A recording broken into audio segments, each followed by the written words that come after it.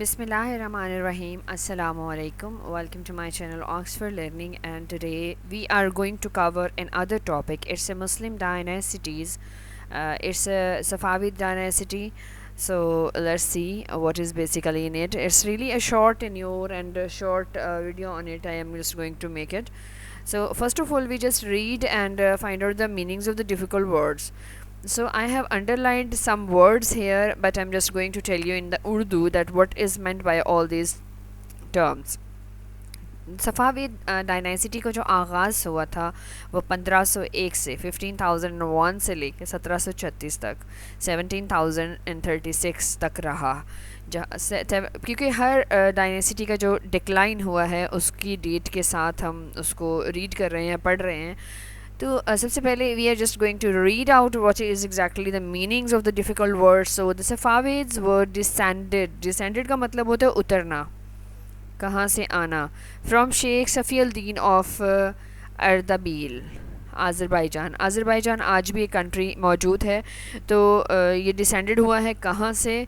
Sheikh Safi ud Din of Ardabil, head of the Sufi order. अब Sufi order क्या चीज़ है? सूफ़ी order होता है स्पिरिचुअल नॉलेज के साथ, और स्पिरिचुअल नॉलेज को जब आगे ट्रांसफ़र किया जाता है, लाइक एक पर्सन से दूसरे पर्सन में स्पिरिचुअल नॉलेज जो ट्रांसफ़र होता है उसको हम सूफ़ी ऑर्डर बोलते हैं।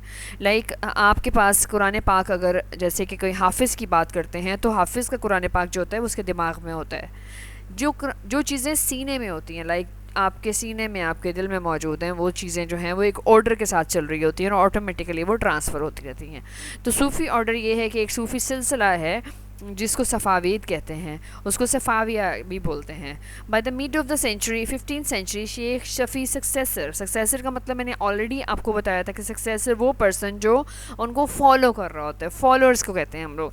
Had become increasingly militant, increasingly का मतलब है तेज़ी से बढ़ते हुए जंगजू। बहुत जल्दी से, मतलब उनके जो सक्सेसर थे वो बड़ी जल्दी से जो थे ना, वो एक मिलिट्री की फॉर्म में उसको इख्तियार कर ली थी उन्होंने, मिलिट्री की फॉर्म में, फ़ौज की। And their armies had come to wield significant power in the region। जो है वील्ड का मतलब क्या होता है? किसी चीज़ को चलाना, रन करना। एंड सिग्निफिकेंट पावर, बहुत अहम ताकत का इस्तेमाल किया गया। Important significant power in region, उन्होंने बड़ी ख़ास किस्म की, जैसे कि आर्मी जब उन्होंने डिज़ाइन कर लिया, अपनी स्ट्रक्चर बना लिया, उसके बाद उन्होंने अपनी एक पावर का इस्तेमाल उस इलाके में किया। In 15,001 Shah Ismail and then Safavid leader waged a campaign against Ottoman with enough support from the Kizilbash। अब यहाँ पर जो वर्ड है वेजन का मतलब होता है इलाका, और आगे क्या है कि उनके पास जो उन्होंने ओटोमन एम्पायर के ख़िलाफ़ जो थी ना वो काम करना शुरू किया था 15th सेंचुरी में। शाह इस्माइल थे जो कि सफ़ाविद के लीडर बन गए थे। उन्होंने एक कंपेन स्टार्ट की थी ओटोमन के ख़िलाफ़ with enough support from the Qizilbash. अब किज़िलबाश का मतलब क्या होता है? किज़ल का मतलब होता है रेड कलर, बाश का मतलब होता है सर, हेड मीन्स, तो सुर्ख सर वाला। इसका मतलब क्या है? बेसिकली इसका मतलब रेड हेडेड नहीं है। जो मेंबर, जो भी सफ़ावी डायनेसिटी में जो भी सपोर्ट कर रहे थे उनको वो किज़िलबाश के नाम से बोलते थे। आप उनको लोकल तुर्कमैन भी कहते हैं, कि लोकल वहाँ के जो तुर्की में रहने वाले लोग थे वो उनको किज़िलबाश कहते थे। और किज़िलबाश वो ख़ास लोग होते थे जो कि सफ़ावी डायनेसिटी को सपोर्ट कर रहे थे। ईरान में सपोर्ट कर रहे थे, उनको किज़िलबाश बोलते हैं। ही एनेक्स्ड जो मैंने आपको बताया मुल्हिक इलाके को कहते हैं। मुंसलिक हुआ है किसके साथ? शिराज़ के साथ। इलाका है बगदाद एंड हीरात। उन्होंने मुंसलिक किया बगदाद, हीरात और शिराज़ को। अपॉन हिज डेथ इन 1524, कब तक? जब तक उनकी डेथ नहीं हुई। Ismail was succeeded by his son Tahmasp. Ismail जो थे उसके बाद जब उनकी डेथ हो गई तो उसके बाद उनके सन ने उनको फॉलो किया, सक्सीडेड बाय के उन्होंने उसकी गवर्नमेंट को संभाला। In the following years Safavids captured greater part of Iran. और इन्हीं दिनों में, मतलब इन्हीं सालों में जो था, उन्होंने बहुत बड़ा एरिया ईरान का, इराक़ का, बगदाद का, मोज़िल का जो है वो कैप्चर किया। वो अपनी सल्तनत को उन्होंने बहुत ज़्यादा बढ़ा लिया था। Abbas one was brought to throne in 1588। Brought to throne का मतलब होता है कि तख्त पर उनको लाया गया। किसको लाया गया? अब्बास वन को। हिज स्ट्राइकिंग मिलिट्री क्या है? हमलावर फौजियों को कहते हैं कि स्ट्राइक, एकदम से अटैक करने वाले। Successes and effective administrative system made in Iran a great power. उनके जो एकदम से हमला आवर फौजी थे, उन्होंने बहुत ही एक पावरफुल तरीके से जो ईरान में जो था ग्रेट पावर एडमिनिस्ट्रेशन सिस्टम जो था वो वहाँ पे कायम कर दिया था। तो ये है सफ़ाविद की जो है हिस्ट्री थोड़ी से, किसने किया, कितनी सेंचुरी में हुआ और उसके बाद क्या है, इनके मीनिंग्स मैं क्लियर कर चुकी हूँ। अगर आपको नहीं समझ आते तो आप दोबारा से वीडियो को बैक करके देख सकते हैं। तो let's move ahead and find out what is next, क्योंकि ये इनकी जो डायनेसिटी है इसके बारे में बहुत ही कम इन्फॉर्मेशन हमारी बुक के अंदर है। सो लेट्स सी कि जो आगे है इसका डिक्लाइन है या क्या है, तो उसको हम फॉरवर्ड करते हैं। Let's find out. यहाँ पर मैं आपको फ्लैग ऑफ सफ़ाविद डायनेसिटी का एक फ़्लैग आपको नज़र आ रहा है कि आफ्टर 1576 उन्होंने एक सन बनाया हुआ, इंक्लाइन का साइन बनाया हुआ है कि जो है वो इनका एक ख़ास किस्म का। अच्छा, ये सेकेंडली ये था कि इनकी जितनी भी चीज़ें आपको नज़र आती हैं उनके अंदर एक बहुत बड़ी बड़ी स्टोरीज़ हुआ करती थी। तो सेम इसी तरह से भी इस फ्लैग की भी कहानी है, जो कि अभी तो मैं आपको इस लेक्चर में नहीं बता सकती, लेकिन इंशाल्लाह ताला फिर कभी जब मैं डिटेल में जो है वो डायनेसिटीज़ को मज़ीद एक्सप्लेन करूँगी कहानी की तरह, then I will definitely tell you what is the basical story. तो डिक्लाइन की बात करते हैं कि after the death of Abbas one की जब डेथ हो जाती है, events were set to the motion. Motion का मतलब ये कि तहरीक चलाना, मोशन का मतलब ऐसे हरकत करना भी होता है, बट तहरीक, which ultimately led to the decline of Safavid.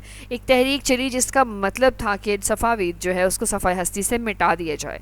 The decline could be traced back to the weakening of military force. Traced back, वापस सुराग लगाना। They could not be traced back to the weakening of military force. वो दोबारा से ये भी पता नहीं कर सके कि उनकी मिलिट्री फोर्स जो थी वो किस तरीके से वीक हुई है। And threat to Ottoman empire, और इसके अलावा जो ओटोमन एम्पायर को थ्रेट्स दिए थे। एडिशनल फैक्टर्स, इसके अलावा और क्या वजूहात हो सकती हैं, इंक्लूडेड अफगान इन्वेजन्स वो हैं हमला आवर, and establishment of trade monopolies. अब मोनोपोलीज़ क्या हैं? तिजारती इजारादारी है। किसकी इजारादारी है? वो जो चीज़ है मोनोपोली, एक साजिश के तहत जो थी वहाँ पर हमला किया गया, और उसके बाद उनकी जो इस्टेब्लिशमेंट ट्रेड में थी उसमें बहुत सारी मोनोपोलीज़ जो हैं वो वर्क कर रही थी। अभी कॉइन, हमारे पास एक कॉइन है जो कि उस दौर का है, आप देख सकते हैं कॉइन डेटिंग यहाँ पर देख सकते हैं, उनके ऊपर जो है वो कलमा लिखा हुआ है। और सेकेंडली ये है, इस टाइप के दिनार और दिरहम हुआ करते थे। दिनार दिरहम में फ़र्क ये होता था कि गोल्ड का था और दिरहम जो था वो दूसरा एक उसका जो था वो सिल्वर था। ये एक एक्टिविटी जो कि मैंने अपने स्टूडेंट्स को नोटबुक के ऊपर कराई है, आप इसको फिल कर सकते हैं और ये काफ़ी ज़्यादा बेनिफिशियल हो सकती है। मैंने यहाँ इसको फिल नहीं किया।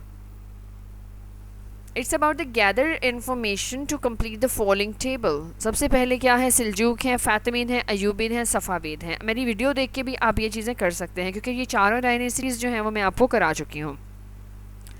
आपने सबसे पहले लिखना है कि सल्जूक जो थे फाउंडर कौन था इनका, फ़ातिमीद का फाउंडर कौन था, फिर अयूबीद का और फिर सफ़ाविद का। पीरियड किस कब से कब तक इन लोगों ने जो है स्टार्ट कब हुआ और एंड कब हुआ इन चारों डायनेसिटीज़ का। फिर इनके अचीवमेंट्स क्या हैं, पॉजिटिव थिंग्स कि इन्होंने कितना इलाका कैप्चर किया, किस तरीके से किया, वो सारी अचीवमेंट में आएंगी। कॉन्ट्रीब्यूशन में जो चीज़ें आती हैं ना, वो चीज़ें ये आती हैं कि इन्होंने साइंस, आर्ट, एजुकेशन, आर्किटेक्चर, उनमें कितने कितने काम किए। दो दो लिखने हैं हर एक के। So you can write down के इनके आर्किटेक्चर स्ट्रॉन्ग था, इनके जो थे वो स्कल्पचर मेकिंग स्ट्रॉन्ग थी, इनकी लैंग्वेज स्ट्रॉन्ग थी, या साइंटिफिक में इन्होंने बहुत डेवलपमेंट्स की हैं, एस्ट्रोलॉजी में इन्होंने काम किया है। So you can write the contribution in this way. Causes of declines, यहाँ पर 2 कॉजेज़ लिखेंगे आप कि इनका डिक्लाइन क्यों हुआ, बहुत ही शॉर्ट में, जस्ट लाइक कि ड्यू टू द मंगोल्स, या जो भी जिस भी रीज़न से हुई हैं आप उनको जो है वो यहाँ पर एंटर कर देंगे। हर एक डायनेसिटी की आप 2 रीजंस मेंशन करेंगे। और नीचे जो है आप देख सकते हैं कि here you can just write down some important notes. So this table is very important if you want to keep in your mind about the complete information of these 4 dynasties. तो आई होप सो कि ये चीज़ जो है वो आपके लिए, ये जो डायनेसिटीज़ यहाँ तक हैं, क्योंकि आगे जो शुरू हो रहा है वो क्रूसेड्स हैं, सलीबी जंगें हैं जिनके बारे में हम बात करेंगे। और सलीबी जंगों के बाद हमारा कंप्लीट चैप्टर जो एक टॉपिक है वो ओटोमन एम्पायर है। उससे पहले मैं क्लास 8th के लिए जो है वो वर्ल्ड वॉर की वीडियो अपलोड करूँगी इंशाल्लाह ताला। वर्ल्ड वॉर्स 1 2 3 जो भी हैं, दोनों वॉर्स जो हुई हैं उनकी कंप्लीट डिटेल शेयर करने वाली हूँ। तो इसके बाद हम इंशाल्लाह ताला we will just talk about the crusades, उनके बारे में बात करेंगे डिटेल से कि क्या है। अभी इसकी MCQ की तरफ चलते हैं, इसके जो शॉर्ट आंसर हैं इसकी SLO बेस्ड प्रिपरेशन की तरफ चलते हैं। तो सबसे पहला पॉइंट जो हम लोग फाइंड आउट करेंगे, it's a Safavid word descended from the Sheikh Safi al-Din of Ardabil, Azerbaijan, head of the Sufi order or Safawiya. Point number 2. By the mid of the 15th century, Sheikh Safi's successor had become increasingly militant and their armies had come to wield significant power in the region.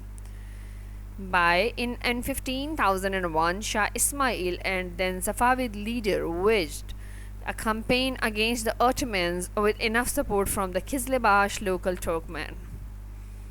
Number 4. Shah Ismail annexed Shiraz, Baghdad and Herat. Upon his death 1524, Ismail was succeeded by his son Tahmaz. Next पे चलते हैं. In the following years, Safavid captured great part of Iran, Iraq, Baghdad and Mosul. Number 6. Abbasid I was brought to throne in 1588. His striking military successes and effective administrative system made Iran a great power. 7. After the death of Abbas I, events were set into the motion which ultimately led to the decline of Safavid dynasty. Number 8. The decline of Safavids could be traced back to the weakening of military force and threat of Ottoman Empire. Additional factors were Afghan invasion and establishment of trade monopolies. So this is all about the Safavid. It was really a short topic, so I hope so कि ये आपको समझ आ गया होगा और इसके बाद हम इंशाल्लाह ताला क्रूसेड्स पे जाएंगे. Thank you so very much. Stay blessed and Allah Hafiz.